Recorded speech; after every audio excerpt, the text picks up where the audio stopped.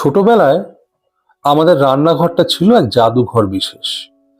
পেল্লায় জোড়া উনুন, তোলা উনুন, স্টোভ, গ্যাস ওভেন, মানুষের ইতিহাসের যত রকমের অগ্নিকুণ্ড হতে পারে সবই ছিল। আমাদের জোড়া উনুনটা ছাড়া সারা তল্লাটে ও জিনিস আর ছিল না কারো বাড়ি। ছেলেরা ঠাকুমাকে কত করে বলতো, মা গো, এবার এটারে সারো, রান্নাঘরটা তো ফার্নেস হইয়া যায়, জায়গার অপচয়, থাকো কি কইরা।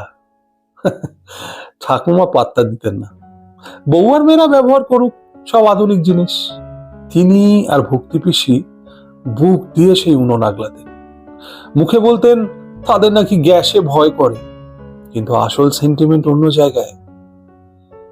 চিরকালের মতো দেশ ছেড়ে আসার সময় ভিটের জোড়া উনুনের মাটি সঙ্গে করে এনেছিলেন বাবা ঠাকুমা। এদেশে থিতু হয়ে সেই মাটি দিয়ে ঠাকুমা, তার শাশুড়ি আর ভক্তি পিসি মিলে এই উনুন তৈরি করেন। এই যে সুখ দুঃখের সাথী, একে কি বাতিল করা যায়? সাত সকালে ভক্তি পিসি এসে উনুনে আগুন দিয়ে দিত। কোনো ছোট বাসনের জন্য সে উনুনের জন্ম হয়নি।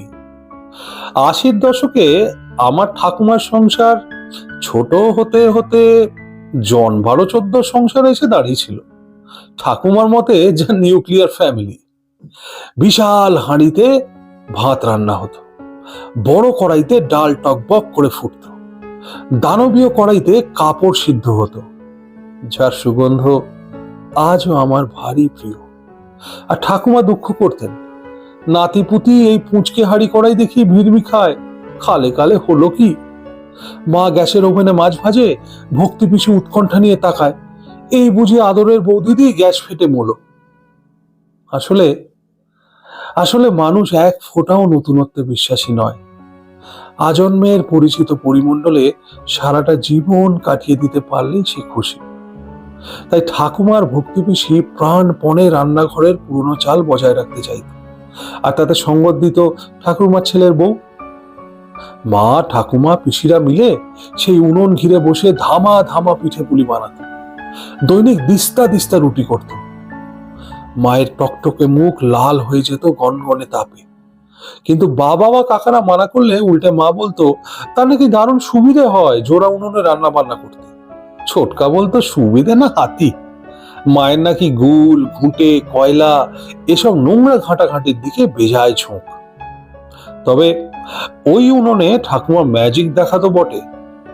যেমন সর্ষে, চিংড়ি, নারকেল, কাঁচা তেল, কাঁচা লঙ্কা একসাথে মেখে ডাবের খোলায় পুড়ে মুখ এঁটে মাটি লেপে উনুনের আঁচে ফেলে তার মধ্যে রেখে চলে যেত স্নানে। ফিরে এসে মাটি ফেলে ডাবের মুখ খুললেই স্বর্গীয় ডাব চিংড়ি তৈরি। পৃথিবীর কোনো মাস্টার শেফের সাধ্য নেই এর তুল্য অমৃত সৃষ্টি করে। আর জানেন, শীতকালে অদ্ভুত উষ্ণ এক অমৃত উনুনটি। মা ছেলেবেলায় চাদর দিয়ে পুঁটলি করে পিঁড়িতে বসিয়ে দিতেন জোড়া উনুনের পাশটিতে।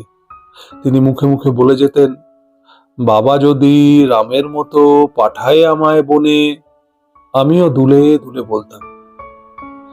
তবে গনগনে উনুনটি শিরদাঁড়ায় শীতল স্রোত বইয়ে দিত মাঝে মধ্যে।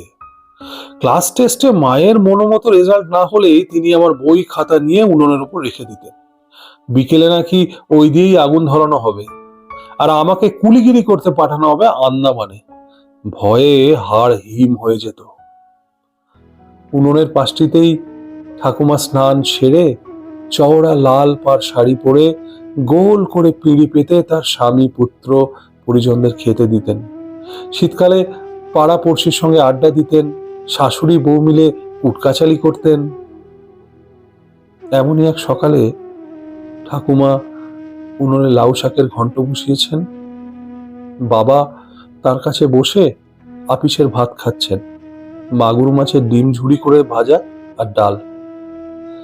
নিচ থেকে নিতাই কাকা ডেকে বলল, দাদা, দুজন সাহেব আইছে তোমার লগে দেখা করতে।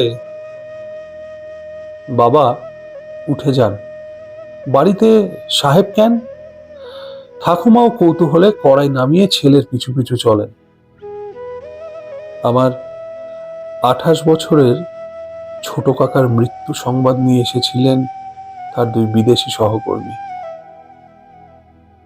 3 দিন পরও জোড়া উনুনের সামনে ভাতের থালা সেভাবেই পড়েছিল, আর ছিল লাউয়ের ঘন্ট ভরা কড়াই।